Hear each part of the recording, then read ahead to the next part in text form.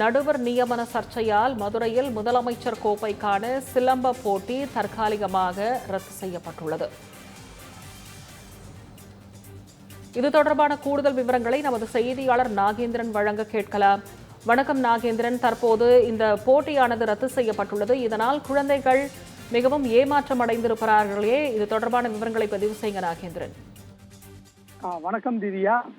தமிழக பள்ளி கல்வித்துறை சார்பில் மதுரை மாவட்டத்தில் அரசு மற்றும் தனியார் பள்ளிகளில் படிக்கக்கூடிய அந்த மாணவ மாணவிகள் பல்வேறு விளையாட்டுப் போட்டிகளில் பங்கேற்கும் வகையில் அந்த முதலமைச்சர் கோப்பைக்கான விளையாட்டுப் போட்டி இன்று மதுரை எம்ஜிஆர் மைதானத்தில் இன்று காலை முதல் தொடங்கி நடைபெற்று வருகின்றது.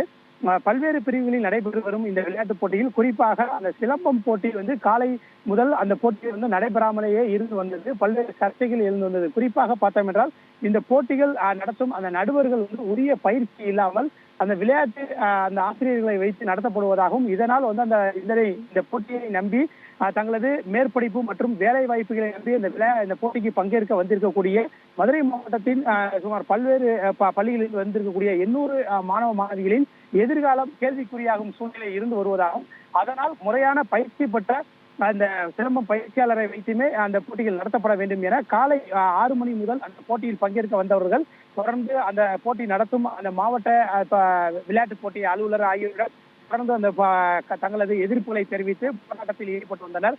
இதன் காரணமாக அவர்களுக்கு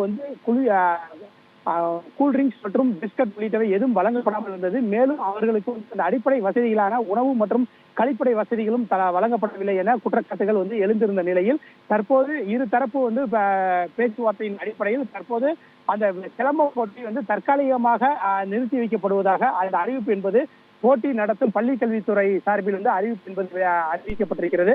இதன் காரணமாக மதுரை மாவட்டத்தின் பல்வேறு பகுதியில் இருந்து வந்திருந்த சுமார் 800க்கும் மேற்பட்ட மாணவிகள் மற்றும் மாணவர்கள் ஏமாற்றத்துடன் தங்களது பெற்றோருடன் வீடுகளுக்கு திரும்பக்கூடிய அந்த நிலைமை தற்போது எழுந்திருக்கிறது.